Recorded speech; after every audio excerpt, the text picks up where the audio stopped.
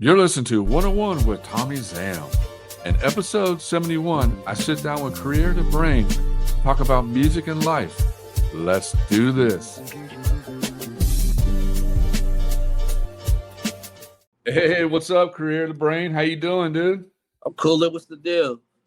How's everything? You're out in Detroit, right? Yes, sir. Yes, sir. What's Born and raised. the weather like up there? Right now, it was what 70 something today, so it was a beautiful day today. It was a little gloomy as usual. Oh, okay. It's 76 now. Oh, okay. Yeah, it's like 68 here in San Diego right now, and I got a hoodie on. And it's gloomy. Man, always fucking gloomy up here, man. Really? So you never get sunshine up there? Nah, we have sunshine. We have days like where it's like very bright outside. I believe that's why like I don't know if you know anything about the culture here as far as like glasses, but like Cartier, like the glasses are like our thing. Like how the South has like gold grills and diamond grills. Cartier glasses are our thing here. Okay. So people don't know. So what is Cartier glass? What is that? So Cartier glasses is a frame of glasses. They have wood ones. They have some that are frameless, and then they have some that are made out of buffalo tusks. We call the ones that are made out of buffalo tusks buffs, and like it's like a status symbol, like how a person would get a diamond grill. We get those glasses and we put diamonds in them. Oh, okay. Yeah. See, I didn't even know that. Yeah, that's like our thing. Like the first person I ever seen with a pair of them. So like I said, they come in three varieties. They come in wood, they come in frameless, which will be just like they either platinum or gold, and then they come with the buffalo tusk ones. The buffalo tusk ones come gold or platinum, but Okay. you usually see somebody with the buffs on. If you see somebody with the buffs, they either they got some status, because it's kind of dangerous to wear the glasses here. You can literally get killed over those glasses here.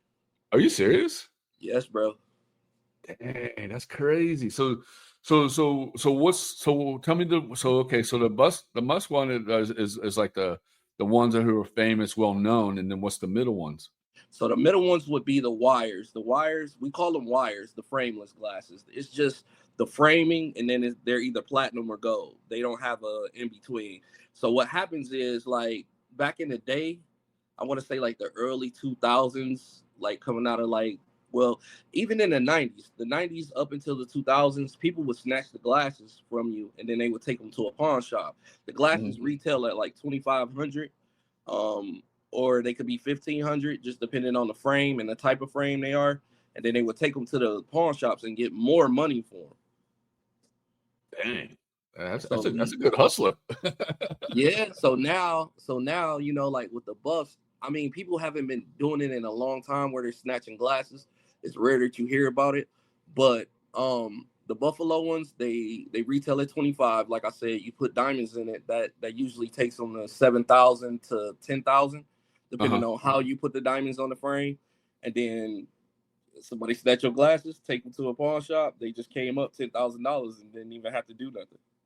Damn, that's pretty smart, man. Yeah.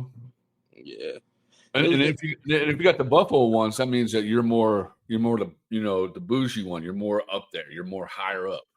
Yeah, it's kind of the equivalent of having like a diamond grill, because the only difference is that somebody can actually take them from you, but it's rare that the glasses get snatched, because the people that usually wear buffs are somebody that's not scared to be in the public. Like I got a couple pair of the glasses, like 2 pair that I have diamonds in them. 1 pair is just a regular pair that I can wear anywhere. But those diamond ones, you just kind of like, hey, I'm keeping those like. Nah, I wear them in public. Like I never had a problem in the streets up here. I never been one to shy away from problems anyway, but for the most part, I got like a reputation here. So I never really had no issues with glasses being snatched. Yeah, well, hey, I'm if I come to Detroit, I'm hanging out with you, man. We gonna have fun, man. I'll come hang out with you, man. It's not what everybody thinks, man. Like Chicago is way more dangerous than we are. Like you got to worry about a kid smoking you there. Here, people don't die over just repping the neighborhood. I mean, it can happen depending on what you did to a person here, but usually it's over some type of drug warfare, a female, which is typical, and That's it's never anywhere. over the glasses. It's never over the glasses. The glasses is just like you snatching somebody's chain in the hip hop world here. Oh, okay. All right. No, I never heard anything. Of course, the media's going to make Detroit sound so horrible, but I mean, like you said, Chicago's way worse. Mm-hmm. You got to watch your back in Chicago, no matter what you're doing, where you're at. Yeah, because it could just crack off in a minute, in the New York minute, basically. But here, it's not like that, man. We got 3 casinos here. People don't tell that side of Detroit. We have a beautiful downtown.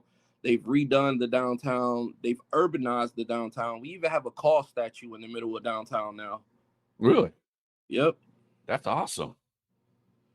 That's awesome. And so you grew up in Detroit, like born and raised? Born and raised, man. I've been on the west side my entire life. I used to basically go to the east side to hustle. Mm-hmm. So nobody, like my family, wouldn't come to the east side. Like it's this whole west side east side thing up here. I think that's like in every city where it's like one part of the city don't mess with the other side of the city. Yeah. But I went to school with a lot of dudes, like when I was in college, that lived on the east side. So I used to just be on the east side. And then when I found out, I'm like, all right, my mom and them not gonna come over here. I could get away with literally anything that I want to do on this side of town versus them hearing about it on the west side. So So you're like, all right, so west side, I'm gonna be Mr. Cool, relax. On the east side, I'm partying my ass off, doing whatever the hell I want to do, Man, basically. And like they have like this saying up here that like people from the east side. All right, so like I said, I'm from the west side. Big Sean is from the west side. T Grizzly is from the west side. They have this saying up here that like people from the west side were spoiled, and we have everything given to us, and then the people that are from the west side depict the east siders as like dirty people that's impoverished basically, but these dudes will be dirty but have a pocket full of money. Okay. So I'm gonna try to get. So I'm trying to get the viewers and listeners and stuff like views. So west side's more chill, more relaxed and everything, and east side's more hood and dirty and stuff like that. It's the I don't view either side as being dirty or cleaner. It's where you go on the west and the east side. There's some parts of the west side that's dirty in the slums. Like any city that has a Martin Luther King, I usually think is a terrible neighborhood. Everywhere Really? I've ever stayed and they had a Martin Luther King boulevard or street, the neighborhood be terrible. So here with the west and east thing, it just depends on where you are. The further you go west, like past 8 Mile, going into the higher numbers of the miles, I think it goes all the way up to like 36 Mile. That's the furthest I've been.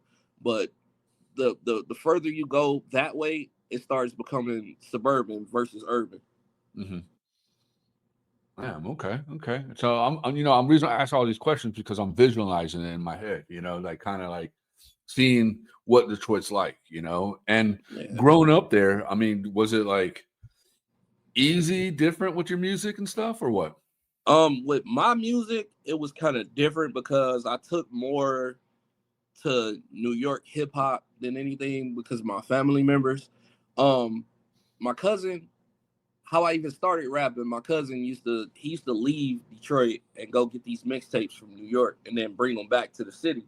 So he would have like exclusive Nas stuff, all of these different Funk Master Flex mixtapes, these albums that Nas was working on that he never dropped, or just things like that. And then the local hip hop scene here, it was always big, but it was segregated. It was always like a east side versus west side thing here. Okay. And so you say you grew up listening to, your cousin bringing all the mixtapes and all there, and that's when you started getting more into music, or did you like family or something like that? It was him and my uncle. So my uncle was big in the Wu-Tang. Oh, of course, Wu for life, man. He was big in the Jay-Z, Wu-Tang. Who else did my uncle listen to a lot? Those are mainly the 2 artists. Well, it was people from Wu-Tang specifically that he would listen to, like Raekwon, Ghost, of course, Method. he would listen to those three a lot heavily. And then when Wu-Tang Forever, the CD came out, every time I would go over his house, we would listen to that religiously, and we would listen to all of the volumes that Jay-Z had out from volume 1 all the way up to 3.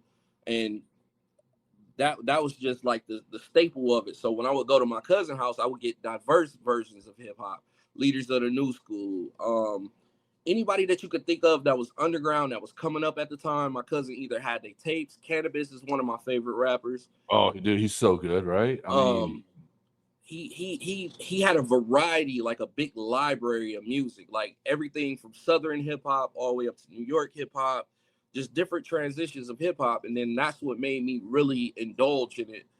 And how I started rapping is one day I go over his crib and I'm telling him, I'm like, I've been listening to this Funk Master Flex mixtape and I figured out how to rap. So he had these posters in his room and he divided them by like coast. So on one wall, he had all East Coast rappers. On the other wall, he had all West Coast rappers. Then in the middle, it was like basketball. And then on the other like corner of the room, it was just a bunch of mixed artists that he liked. I had rapped about everything that I was seeing on the posters, and he was like, "Nah, man, you stole that from somebody." So he's like, "If you write me a rap, I'll let you borrow any CD that you want. So every time you come over here every weekend, if you write me 3 or 4 raps, however many raps you write me, and they actually good raps, then I'll let you borrow a CD."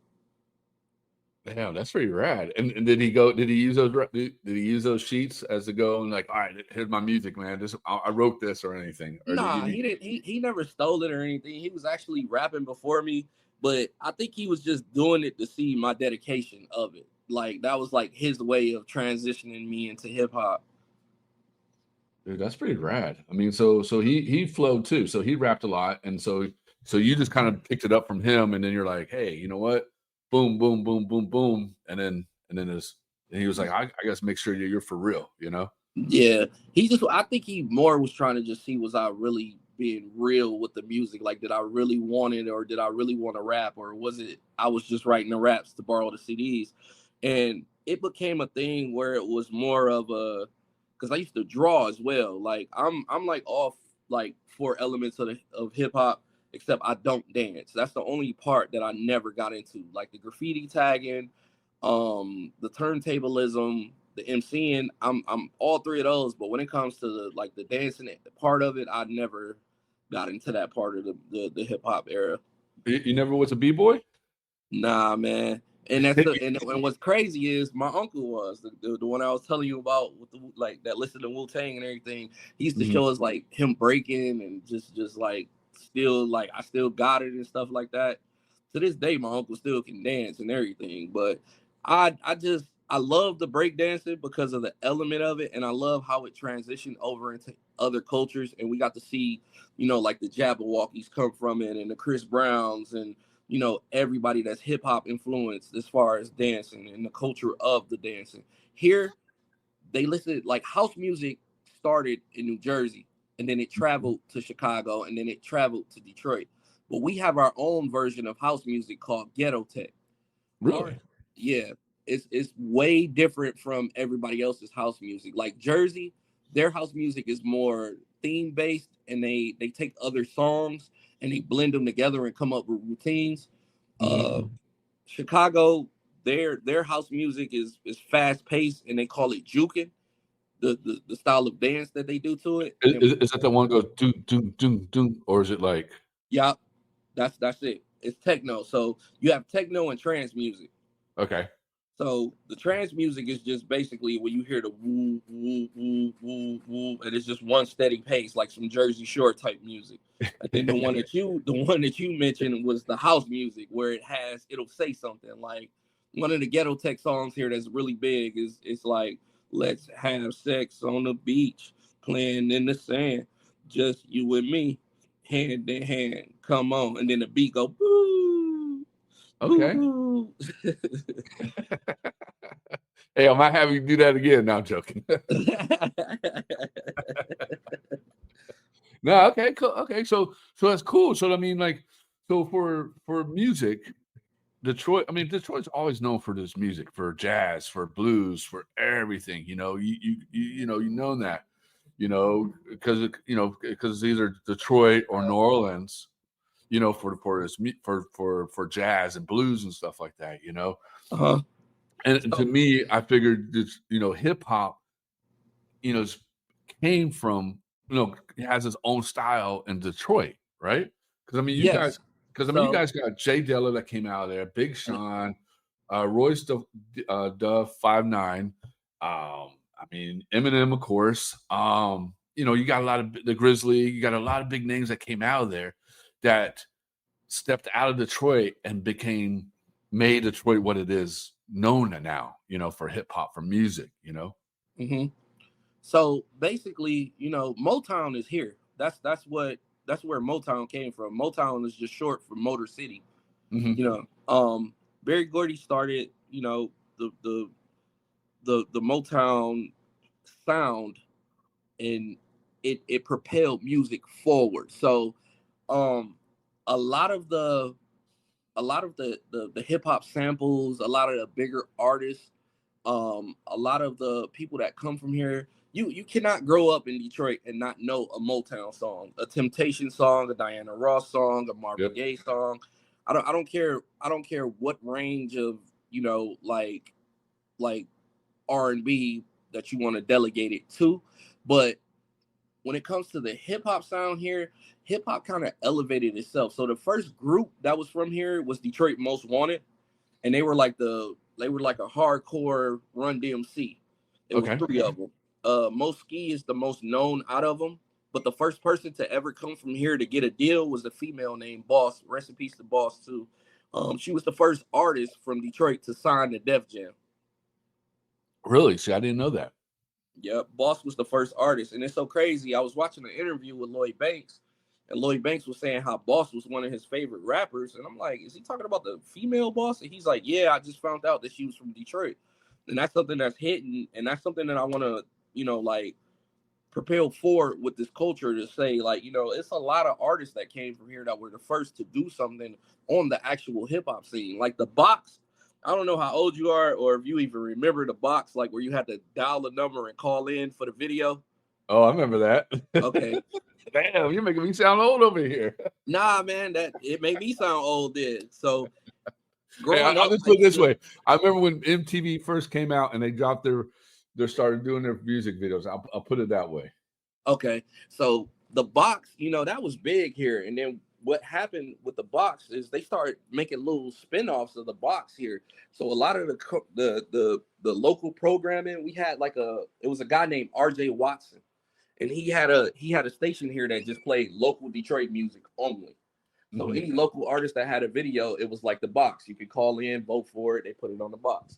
After that, we had this thing called 7 Mile to Belle Isle, which came from the Dirty Glove Network, and that was another thing that they played local music on here. So you would only be able to see Detroit artists, Detroit sound, Detroit hip hop. Then we had, back in the day when I was younger, and this is super hilarious, we had this thing called the New Dance Show, and the New Dance Show played all techno music and some R&B. And I seen my kindergarten teacher on there. So the next day when I got to school, I was like, "Hey, Miss Gray, I seen you on the New Dance Show," and she's like trying to shush me and stuff. She's like, shh, don't say anything, be quiet. She's like, why are you up that late watching that? And I'm like, hey, my mom let me watch it. So Dude, it's so rad that you had so much influence, and it sounds like your uncle was your big influencer for your hip hop, for your music, Definitely was, man, because it's like they never shielded me from like anything that was going on, especially when I would have questions about lyrics. Like the first tape that I ever had, and I actually got into a fist fight over it because this dude stole it. What? And yeah, man, he stole it out my locker, man. I was in middle school. My uncle had gave me Jay-Z's Reasonable Doubt album, and it was on tape. So I had this little Walkman, and I had these little speakers that I used to plug up in my locker in the morning and get dressed or whatever I was doing in my locker and just bump the tape. So I had that tape from elementary school all the way to like middle school or whatever. And the kid stole it. And how I knew he stole it was the original tape from 1996 when Jay-Z was signed to Freeze and he wasn't signed to Rockefeller yet. Yeah. So That was like my first fist fight over music ever. Dang.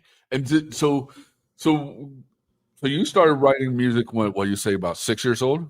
Nah, I want to say, let's see when Funk Master Flex dropped that 40 Minutes of Funk album. That was I like want to say about 90. That was like 14. 90, 14. Okay. I want to say 14, 15. I didn't get good until like I was like 16 or 17 though, because I was just rhyming words. Like I figured out what Eminem was doing, and I figured out what Fabulous was doing at the time, and I figured out that they were taking syllables and just ending the first word with the last word to make it rhyme. Oh, okay. See, I didn't know that. I mean, I try to rhyme myself, and I still try to do it. I'm just like, dude, I can't do that. That's because that's such talent. You know what I mean? To I do mean, that. it is and it isn't because um the dude, I don't know if you're familiar with battle rap, but Calico is from here and he has this saying like when it's real, it ain't got to rhyme. Mhm. Um the the culture of music here, typically a lot of these artists don't rhyme. It's not like Cat in the Hat with the rat with the bat. It's not that type of rhythm or Uh-huh. rhyme here. What they do is called rapping to the one. That's why when Blueface first came out, everybody was saying that he's off beat. Blueface was never off beat when he first came out. He was rapping to the one. And if you're not somebody that knows hip hop or knows music or knows anything about the count of music, to you it sounds offbeat because he's saying a bunch of stuff at one time, but he's not picking up from the last line. Yeah. So anybody can rhyme. It's just about making it make sense. I mean, it's like Cannabis. I mean, look at Cannabis. I mean, that guy is like a encyclopedia and has a whole encyclopedia in his head. I mean, he's just dropping bars left and right. Bro, I used to steal a lot of Cannabis stuff. Oh, you did? When I was younger, I do like my peers wasn't hip to Cannabis, man. And he had this one thing called the I think it's called C-section, where he say, when you see that big ass C, you know I'm coming through. And when you know I'm coming through, you know what I'm going to do. I never said that battling me would be impossible. I just think it's highly motherfucking improbable. You looking at a dude that can spit molecules and subatomic particles. I'm strong enough to stop a bull, body slam 2 oxes and drop a mule. When I heard that shit, I was like, damn. I was like, that's some fucking sick imagery, bro. Like, Yeah. for him to be able to take that little span of opening the rhyme up and then just right away setting you up for the punchline or right away setting you up for the rap scheme. I just thought that was some of the dopest shit ever.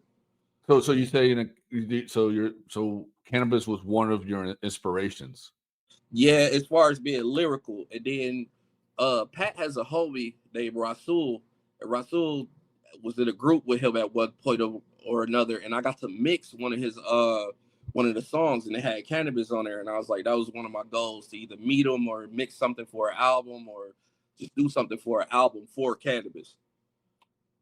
Oh, that's right. Yeah, because but I listened to your new album. I listened to some of your songs that are on Spotify and stuff like that. I mean, you definitely got really good talent. Very Oh good, man, I really appreciate that, brother. very very flow talent. And it's different. And that's what's great is with hip hop and stuff like that. It's just right now there's not that much out there. You know what I mean? There That's really true. isn't. To me, that's my opinion. There's not that much out there that like strives you and wants you to be like, oh, okay, cool. This new cat's gonna definitely come out and blow everything up. But when hearing your stuff, it's kind of like, wow, dude, this guy has talent. It's so much talent that he can definitely be the next person out. I like, with me, what I want to give you is the kid. I want to kind of do what Kendrick did, but on a different perspective. Like, I feel like Kendrick gave you the story of somebody that grew up in a city where gang banging was prevalent, Mhm. and he's just neutral. He's trapped on one side of the gang banging culture because his family is associated with this gang, and then he still has to travel around the city to get through the city. With me, I actually was indulging in everything and a part of some of the stuff, but I want to give you the perspective of it. Like, I have an album called Can't Sell Dope Forever, And I tell the album is actually backwards if you listen to it. When you get to the end of the album, I'm just waking up to start my whole day. So you know what's gonna happen throughout this whole day. I tell you about selling drugs in a drug house.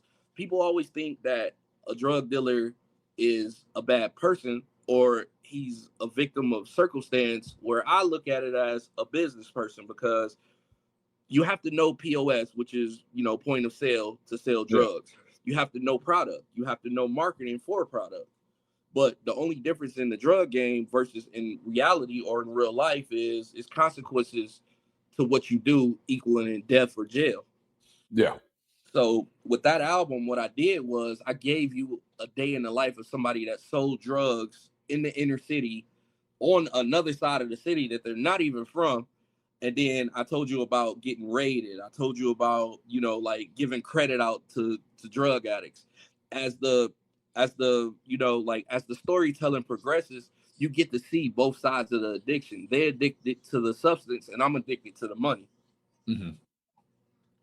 And I kind of did it in that Quentin Tarantino style because that's like one of my favorite directors as well. Like I wanted to tell the story backwards. So as soon as you get to the end of the album, I'm just waking up to start my day. So now you know how everything is about to go. Yeah, that's smart. I mean, that's definitely smart to do. I mean, I would never thought that, because I mean, look, to do an album like that, going backwards and tell them when, like, basically like you're dreaming. You know what I mean? Like you're like you're in a dream and you're telling your dream, and then all of a sudden when you get to the end of the album, you're basically like, wow, that was a crazy dream I just had. Yep. It's like that album with the who was it? I almost say with the Ghetto Boys, the Halloween one. Okay. I think it was the Halloween one when they're sleeping but they're dreaming. You know what I mean? Yeah. It's kind of like that, but that's what the song "Mind Playing Tricks on Me" was about. All the stuff that was happening on "Mind Playing Tricks on Me" was something that they were thinking of that could possibly happen, or real life stories. Like when it gets to Bushwick's part, his is reality. Mm-hmm. So Scarface gives you the vision of it building up. Willie D tells you the story of what's going on a day in the life, and Bushwick Bill tells you the actual reality of what's going on. Yep. And so in a way, with that album that you did is you're telling the story, and then you get it where people are like, oh, he's just waking up. You know what I mean? He's starting his day over. And the whole album is like, it actually happened. I dedicated that album to one of my best friends' moms. His mom had passed. He had called me, and I was doing some illegal activities around that time. And she always used to be like, what are you going to do? You can't sell dope forever. You can't be in the streets forever. What are you going to do? So I spelled sell as S-A-L-E. And everybody used to be like, yo, you spelled sell wrong. I didn't. I'm wholesaling all of these drugs so I can get out of these circumstances. That's smart. That's smart, man. Yeah. And do you feel that, like, being on the streets and stuff like that, and doing and selling and stuff like that has helped you out to with your lyrics and everything, to get you to educate or help out the newcomers or whoever listens to your album, like, hey, this is what goes on. Do you feel like you're inspiring them for them not to do it, or what? Most definitely, because I give you both sides of it. I don't just tell you like, oh, I bought this chain or the chains that I got on currently. I know they can't see me right now, or my watch or anything that I have on currently. I tell you what these things mean to me and why I got them. The other thing is I had a Fed case in 2009, and that's what made me move down to Atlanta. And after catching that Fed case, that's when I was like, I'm about to take music serious, because this ain't it. This is not it. Like going to jail, like just I've never ever cried anytime I've went to jail until I spoke to my little sister. And when I was talking to her, I can hear the fear and the disappointment in her. And that broke my heart. That broke my heart. That was it. I was like, all right, I got something gotta give. Something gotta give. And that's when you're like, hey, you know what? I'm gonna stick to music. Stick to the music. Do what I love, passion, and all that good stuff. Yep. And I feel like music has taken me places that, doing illegal activities would never have taken me. Mm-hmm. You know, do you I've feel been. do you feel Go like ahead. hip hop saved you? Yeah, it did actually, because I don't readily identify with depression. I've never been depressed, but I have a whole album talking about it because I watched somebody go through it. And the first time that it ever happened to me, I was sitting there and I'm like, what is it? Was like I was having an outer body experience and I was witnessing something, but I got like this 3-day rule. Like the first day, whatever's going on, absorb it. The second day, think about it. The third day, you got to let it go because the world is not going to stop. You know, Mhm. I try to be an advocate for that. You know what I'm saying? Like any of my fans that has ever hit me up, whether it's playing video games, whether it's me at a skate park, whether it's me, you know, doing anything with the music, I take time to talk to them. Hold on. We'll go back a little. You skateboard? I did. I did. I'm getting back into the skating, man. I tore the ligaments in my right ankle, and I've been Okay. scared to hop back on the board, but I'm about to get back on the board, man. All right. I'm gonna talk a little about skateboarding. So when did you start skateboarding? All right, so this is a We're gonna get crazy. off the hip hop a little bit. You got me, All right, this is a crazy story, man. So every day, bro, back in the day, I used to watch Rap City in the basement. At 4 o'clock, I know they're about to do the freestyle. So this one day I run all the way home.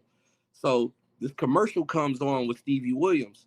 He got a baggy tee on. He got a like it's a tall tee. Then he got these baggy jeans on. And I'm seeing him and I'm like, yo, this dude looks just like me or whatever. So I'm watching him skate through Love Park, and he's skating through all these other little districts in Philly. Then he pulls up to this other skate park. I think it was just Love Park, and they just shot it in a different angle. But Benny Siegel pulls up, and Benny Siegel's promoting his album, The Reason, and they're promoting the Reebok at the same time. So it was around the time Stevie signed that Reebok deal, and Benny Siegel was putting out his album. They pushed the album. I had never seen anybody black skating.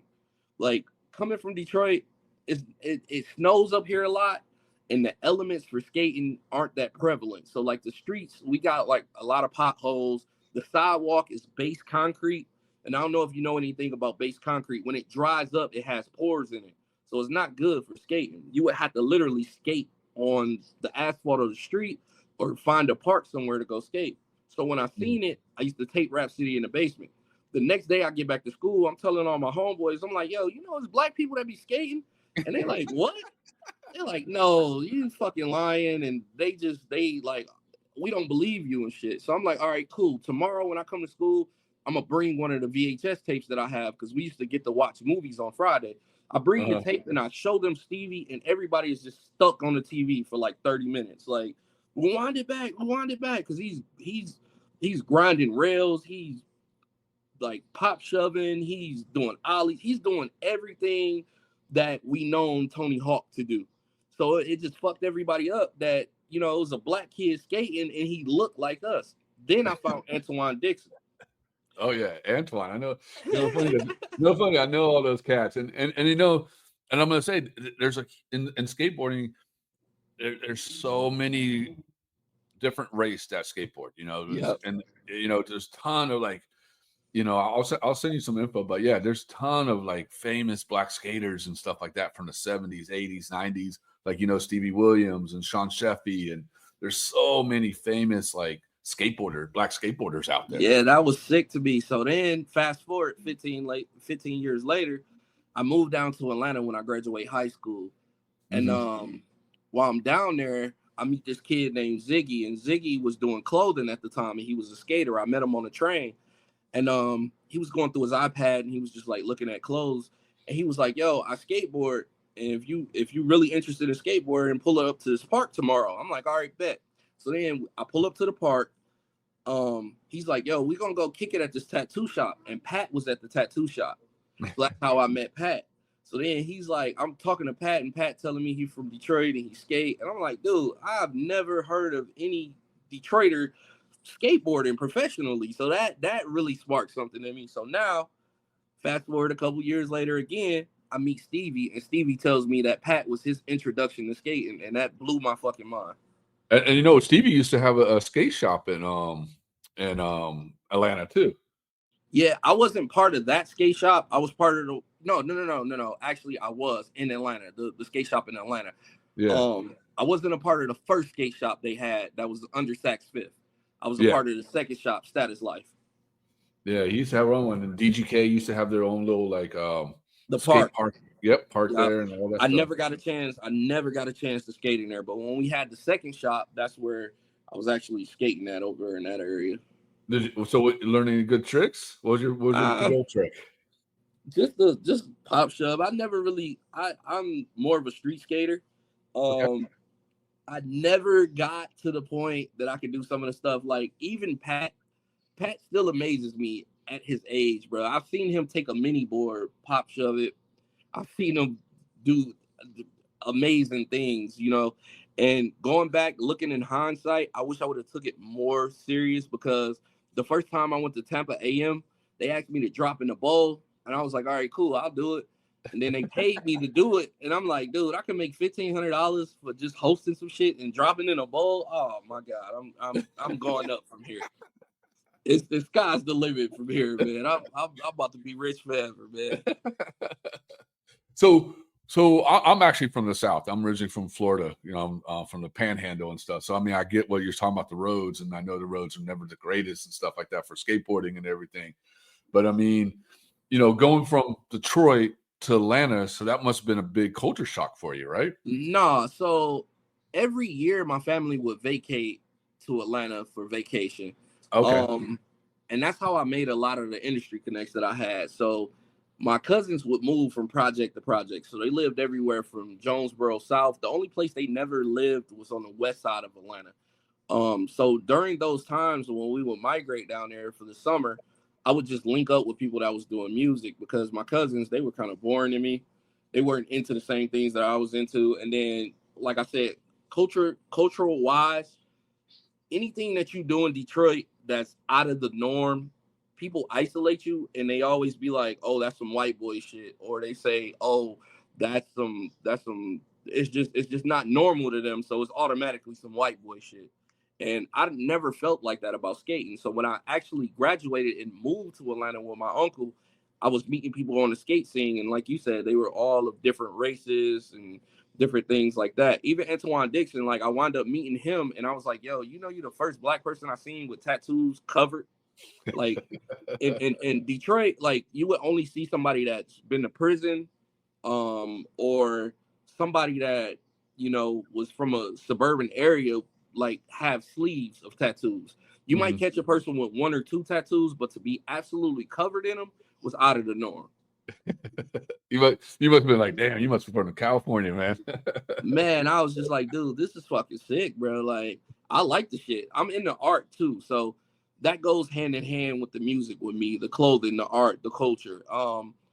And I feel like I'm an indigo child of all of it. Mm-hmm. So, That's pretty rad but to have. You know what I mean? I mean, because like you said, you got the not the four elements of hip hop, you got the three elements of the hip hop, and then that's the and to me, yes, being a breakdancing and being a b-boy and all that is very important. But I mean, to me, the main three, what you have, is also very important too. mm-hmm.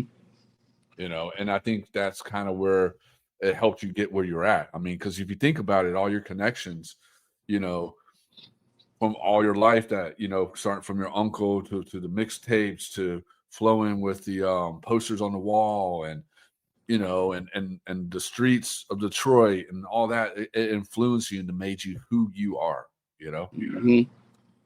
I definitely agree. Do you ever look back and be like, wow, what you would do anything different, or would you just keep everything as is? Nah, I would keep everything as is because, like, all of the struggles that I've been through with music here and being a part of the hip hop scene. All right, so you mentioned Jay Dilla at 1st. Mm-hmm. Jay Dilla stayed on Conant on the east side. And one time I got the privilege to be in his presence while he was cooking up for this artist named Fat Cat. I'm not sure if you familiar with Fat Cat. I heard some of this stuff on some of Jay Dilla's tracks. So he was cooking up for Fat Cat, and he was cooking up for it was Fat Cat and Guilty Simpson, actually. So he's cooking up. Just Blaze calls him, and he's like, "Yo, Jay-Z's working on his last album," and Dilla was like, "Yo, I'll call you back. trying to cook up for, Fat Cat and Guilty Simpson. When he hangs up the phone, I'm sitting there, I'm like, bro, you just got a call to do something for Jay-Z. And he's like, man, they called me. I didn't call them. I'm just sitting here like, that's loyalty for your ass. Like, this dude had a multi-million-dollar, and this not small Jay-Z. This is retirement Jay-Z. Yeah. He turned down doing something for Jay to work with Fat Cat and them, and then he still was producing. I seen him produce "Whip You with a Strap" for Ghostface Killer for his Fish Scale album. Actually, Okay. I played Dilla some of my beats, and he asked me why did I sample the way that I did, and I explained to him this is how I keep track. I don't really have the standard rhythm that a person would have, and Dilla didn't either. And then later on, I found out it must be something with Pisces, because that's just how we are and how we move. Like, what made J Dilla prevalent in hip hop is that on the beat machine, there's a thing called quantizing. Quantizing, when you make a beat, it snaps the beat into place. Mm-hmm. Dilla didn't believe in using the quantize button. He would play everything in live time, and if he made any mistake, he would keep it. And that's why you got the sound that you got from Dilla. Wow. Okay. See, I didn't even know that. I'm learning a lot of new stuff today. I'm learning a lot of this stuff, and and that's kind of pretty cool too. Be around Jay Dilla and a lot of these influence hip hoppers and stuff like that. So that's definitely really good for you. Yeah, Busta Rhymes came out in an interview last year or the year before last, and he was like, "We probably have to go back and rewrite the history books and tell that hip hop, as far as boom bap, didn't start in the Bronx. It started in Detroit with Dilla." And the reason that he said that was, like I said, he turned the quantizing off on the machine. When you had everybody else trying to make perfect tracks, Dilla was like, I'm not a perfect person. I want you to hear the mistakes that I'm making, as long as it's not super flawed. So Dilla created a sound that was hard to emulate, and people didn't understand why until years later. Like James Brown, he was a big influence on Motown, but Bootsy Collins influenced him. And then my homie Skills, actually, he worked at the studio downtown, and I asked him once, can I come down there and intern so I could learn how to engineer? And he had Prince coming through, and he didn't tell us. So when Prince came through, I got to work on the 1999 album. And were you nervous? Nah, it just tripped me out that this little bitty dude is playing all these instruments and creating everything from nothing. Like, you would watch him play a guitar, do a couple strings, and then he'll go to the piano, play a couple notes, and then say, all right, loop it.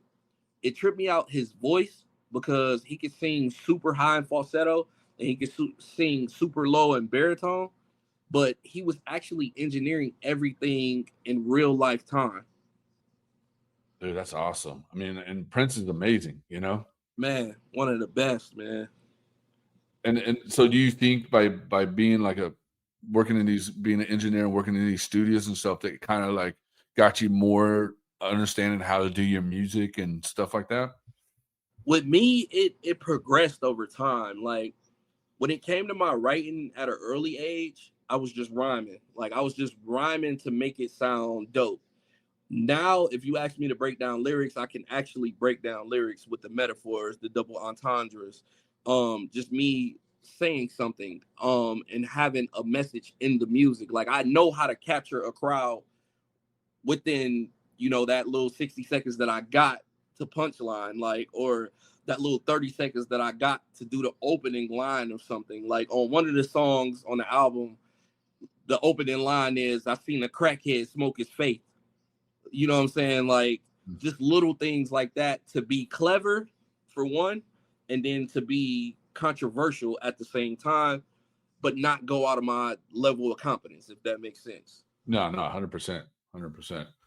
No, and that's pretty rad to do, because like I said, like you said before, when you're young, you're just rhyming the rhyme, and now you developed your own way of writing and flowing. Mm-hmm. That's pretty rad, and do you do battles and stuff like that? I started off as a battle rapper. That's the crazy thing. So tell me about this, dude. Let me backtrack, man, with the history of this, man. So I gotta hear this. I can see that smile on your face, like you got me on that one. So back in the day, man, like, all right, if you ever watch 8 Mile, Yeah. Eminem is playing himself on there, and the guy that Mekhi Phifer is playing, that's Proof. That's supposed to be Proof. Now, they had a thing here called the Hip Hop Shop. That's where hold on. You're talking about Proof from Minneapolis? No, Proof from D12. Okay, D12. Okay, my bad. Because I know there's that other guy from like Minneapolis, Proof, Proof. I've never heard of him. Okay, I'll send you his thing. I'll send you his thing. I think he's from Minnesota or somewhere like that. I don't know. All right, so Proof from D12 really started the hip hop scene in Detroit with a guy named Maurice Malone. They had a little building, and it was on the west side. It was called the Hip Hop Shop. And every Friday, Saturday, and Sunday, they would have these battles. They would have like listening parties. They would do anything that revolved around hip hop. They would bring artists from out of town. He sold merch. Maurice Malone was like the first visionary of the Hip Hop Shop. And then later on, the thing that they were battling in on 8 Mile, the shelter, that's a real place. It's inside of a club called St. Andrews, and it's the basement of the club. So they call it the shelter or whatever. And they would have battle rap contests down there. So the way that that St. Andrews was set up, the very top floor had all the new hip hop. It was like an attic.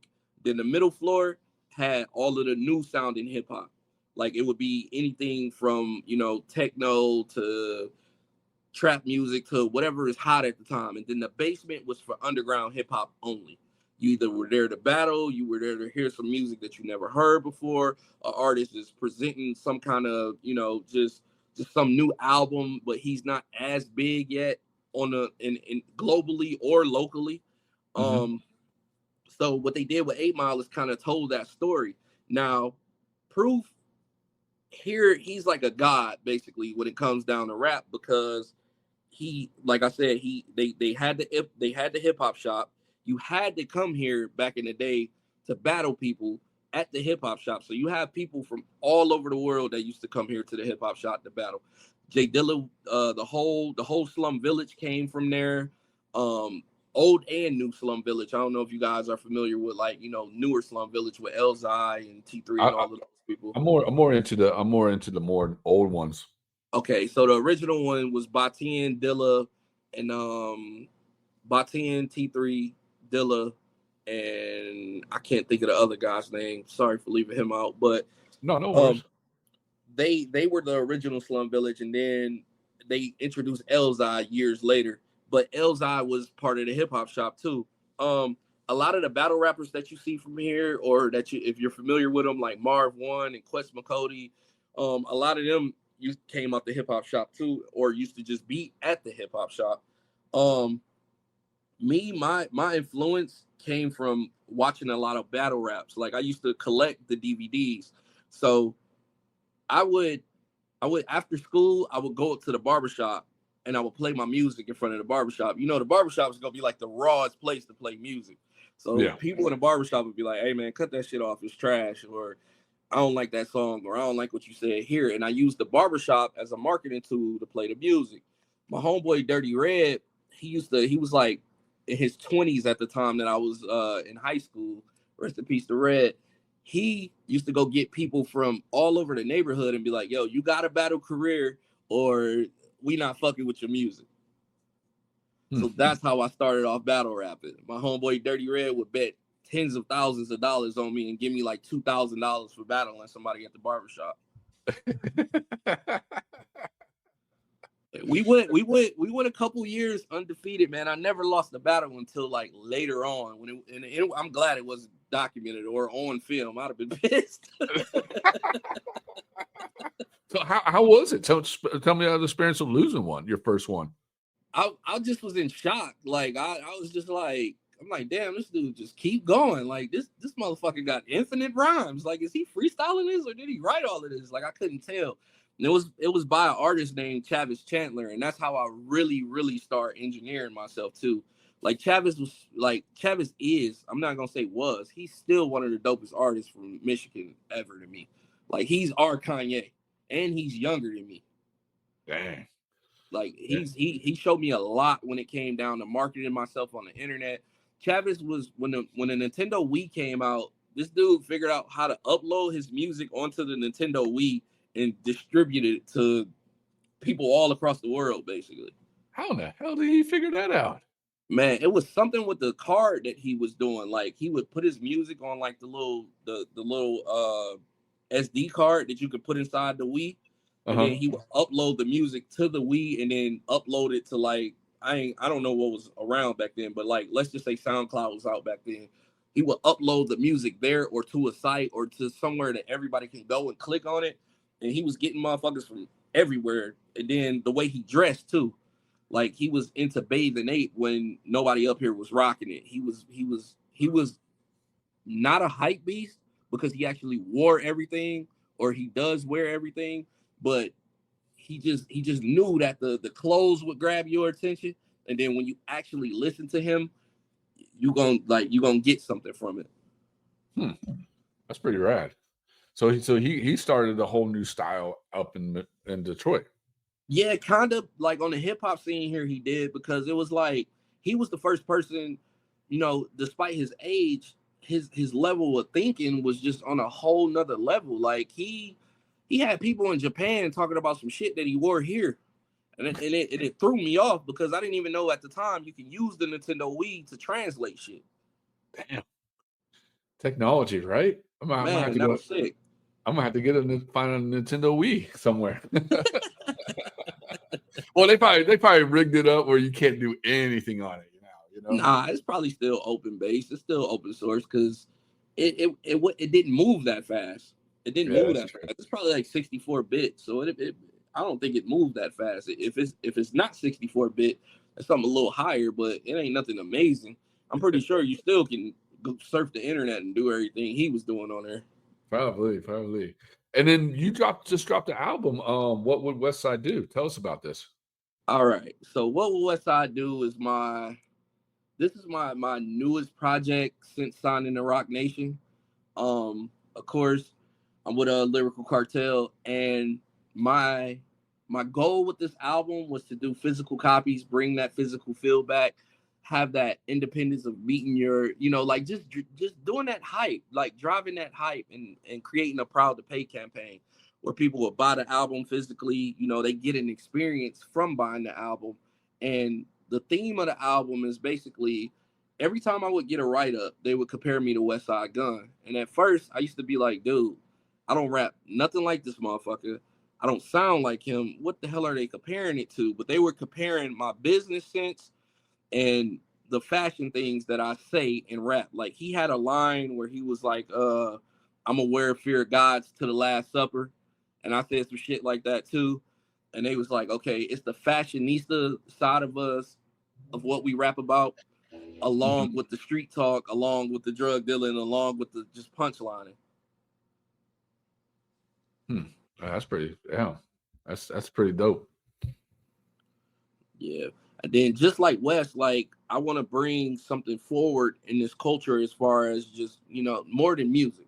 I want to create a lifestyle brand that you can rock and be proud of. Something, if you get a T-shirt from me, I want it to be something that you keep forever as memorabilia to say this was the time that I went to this exclusive concert, or this was the time that I met Career and he did this or whatever.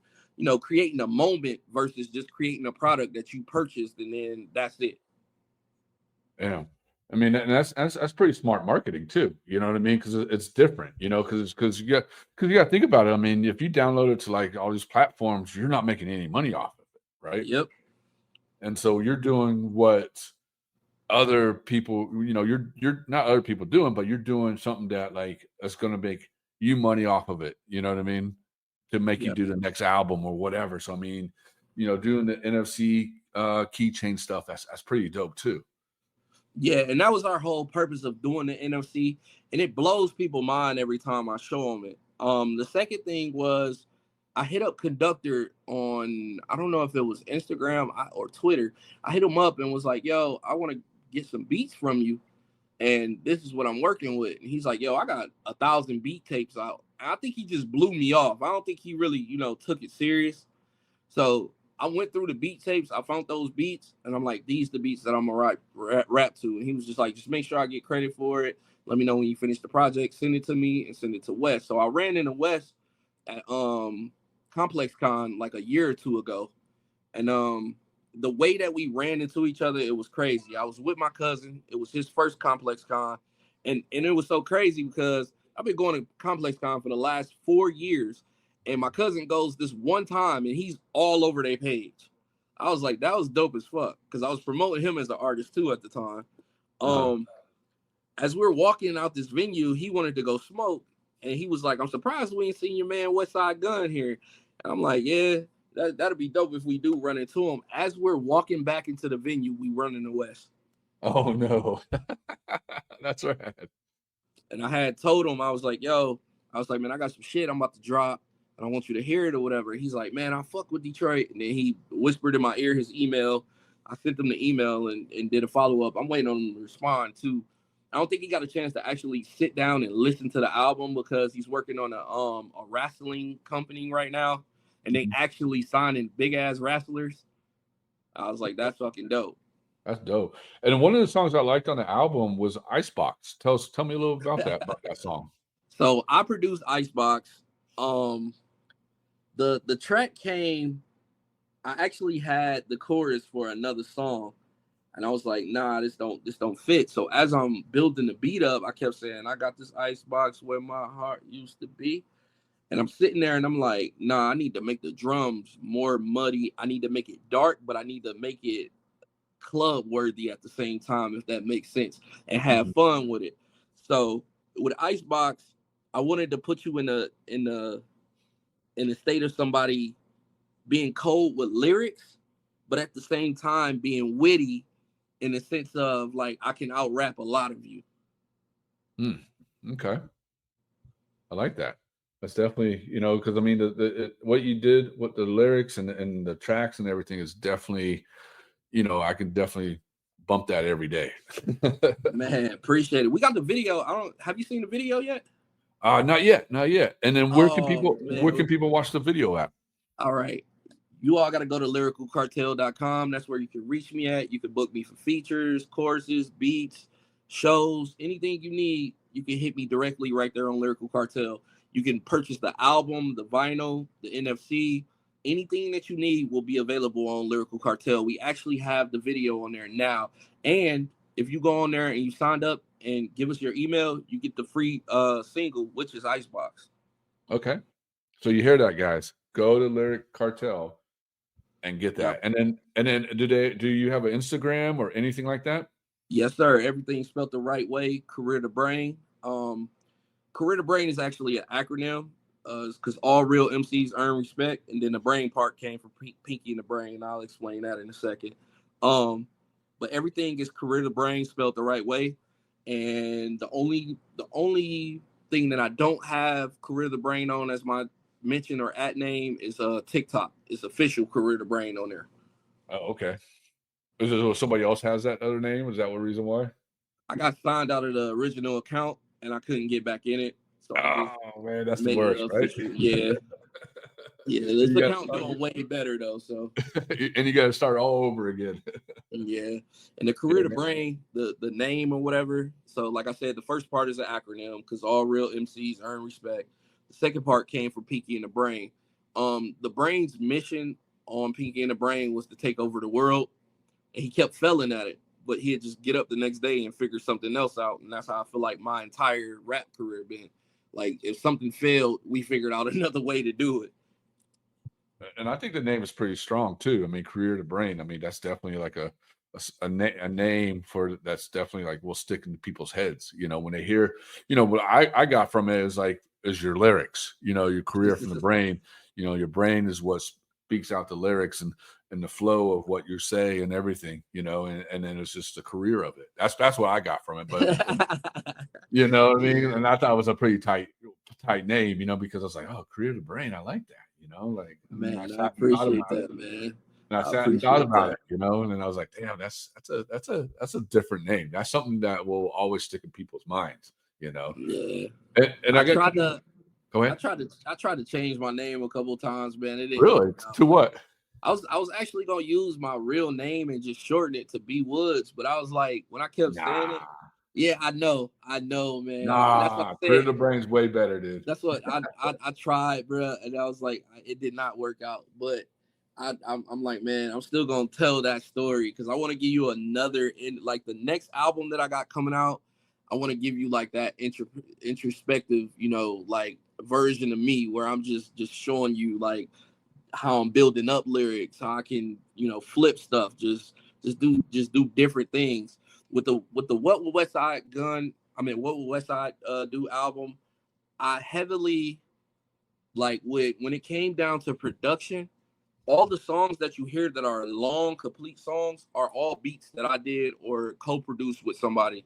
The Mm-hmm. other songs that you hear with the conductor tag are his actual beats. And what I wanted to do with those conductor songs, I wanted to have a limited amount of time to rhyme and be creative with the chorus, or vice versa. Come in with a chorus and then just give you some bars, but the bars in that length of time have to be catchy, catch your ear, and be something that's like just dope. Yeah, that's sick. I can't wait to. And then when is that second album coming out? So the second album I'm gonna do with the NFC, I'm gonna put it on there. So anybody that purchases the What Will West Side Do album, they're gonna get that as a bonus album for free. Okay, that's smart. Yep. And then are you gonna try to drop album like every year or what? We're gonna do probably like a 6 month run for this album and then get on to the next one. Um, my goal is just to sell like 900 physical copies of this album.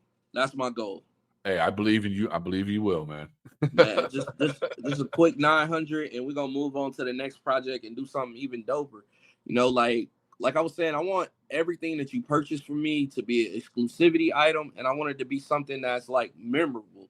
So like I want to put packs together so that the person that purchases it, they feel like they're a part of a movement versus just an artist that they're listening to. Like I said, if you go on Lyrical Cartel, you can reach out to me directly. I and and don't and real quick, what is a lyric cartel so these people so know? so me and Pat came up with, well, mostly Pat, he was the brainchild behind it. Came up with a website where you can just reach out to me directly. We're gonna start putting other artists up there as well, but it's just gonna be artists we think are for the culture and that's moving the culture forward. It won't just be a platform where anybody can just pay to play. Hmm. That's pretty So smart. we made it where any artist that we put on there, they're gonna have merch packs. They're gonna have they're gonna be reachable like me. It's gonna be something that is exclusive. We kind of wanted it to be like, if you know, you know. Yeah, yeah. Like, And and that's pretty smart to do because I mean, right now, it's like I said earlier, artists or musicians are not making money off of these other platforms. So it's like what Snoop Dogg did. He basically said, "Look, if you want to get my stuff, you got to go to Death Row and buy all my stuff there." You know what I mean? uh-huh. He took everything off all the platforms. And that's smart because we're in an age where physical copies of things are coming back. Westside, not to keep going back to him, but they every artist that he has on that label has physical copies of things, even actual cassette tapes, and these cassette tapes are selling for hundreds of dollars right now. Damn, I should have kept mine. Oh, you had the tape. Oh no, yeah, I used to be back in the days. I used to collect cassette tapes, man. I had like the cassette tape thing with the double sides and everything. Uh-huh. Yeah, I used to keep all of those. Yeah, that's hard. I want to bring back that feel of the tape. I want to have it where you can like read the credits and see the samples and all of that type of stuff too. Hmm. Um, that's something that I want to bring back too because I remember the feel of you busting the CD open and then being able to read the credits. Yeah, no, I think that's smart. I think what you're doing with Lyric Cartel music, I think that's a smart thing to do, and what you're doing with the MP and this and that. I mean, it's definitely like you're giving people something. It's like you're starting something new that the industry has not caught up. You know what I mean? Yeah, and that's where I got to give Pat the creative genius. for this, man, and this strategy and this marketing, because this was something that was crazy, man. Like, just for us to even have physical copies, just for people to just be amazed by the tech that we're using to distribute the album, and the way that me and Pat can go and check the algorithms of the album and see who's playing what your favorite songs are, you know, and be able to give back to the fans is something that's big to me. You don't have a lot of artists that are interpersonal with their fans, and that's No, something that I want to keep. No matter how far I get in my career, you're able to reach out to me. You're able to, you know, say something to me. I might not always have the time, but it always shocks me when people, you know, ask for autographs or ask, you know, for me to do anything for them. I still rap for motherfuckers when they ask me to rap. that's awesome. You know what I'm That's mad saying? respect because most people don't, you know. Yeah, I don't seen ciphers where I just crashed the cipher. And you know, like the first time a motherfucker was like, "Oh shit, there go career." That blew me, and I was like, "Yo, I know I'm doing something right now." You know what I'm saying? People starting to recognize me when I'm out in public. People starting to say stuff. People starting to come up to me.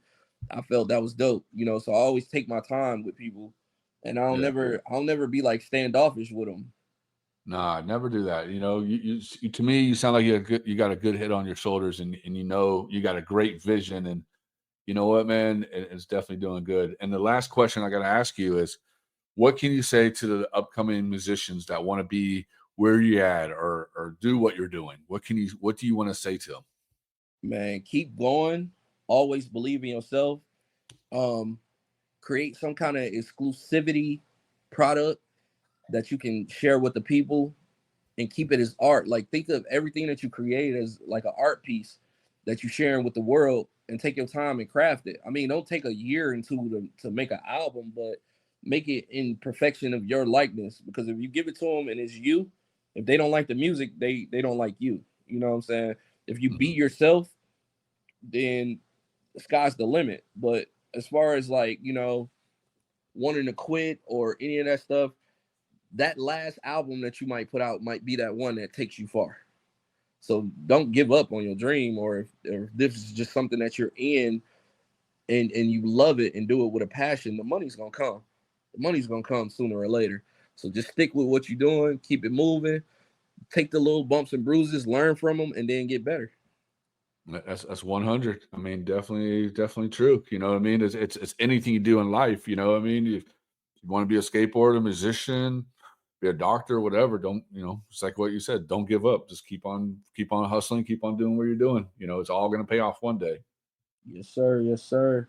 Well, Career, thank you so much for coming on, man. And hey, your album, it's dope, dude. It's definitely really good. And and you and Pat have a great vision with lyric and stuff like that. And hey, and talking to you, man, like you inspired me, man.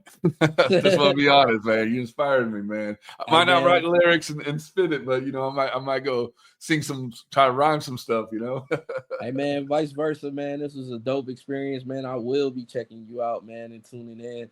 Like I said, man, skateboarding, hip hop, you know, It's the the same. fashion thing, man. That's all my like passions and my loves, man, when it comes down to what I'm doing. And I'm trying to incorporate everybody into it. Like, the skate community has been one of my biggest supporters, like from day one. You know, like when I thought everything was crashing, the juggalos in the skate community were my base. Like, they helped get everything back popping. They don't stop, keep going. Everybody was very supportive. You know what I'm saying? Like, we Mhm. even had like little hidden like skate parks that we were doing. The people were showing up, and we like, damn, we didn't think 200-300 people was coming out here to come see the music and skate. Like, we thought it was just gonna be some, you know, like the homies come out, skate, chill, listen to me rap, and that was it. But it was like actual people from the community supporting. So I got mad love for the skate community. Uh, Everybody that's a part of the skate community, and anybody out there that's trying to get sponsored or any of that thing, man, keep going, bro. Keep Oh yeah. fucking going. Hell yeah. All right, Career. Well, thank you for coming on, man. And hey, keep your head up, man. You got a lot of big things going on. Yes, sir. Yes, sir.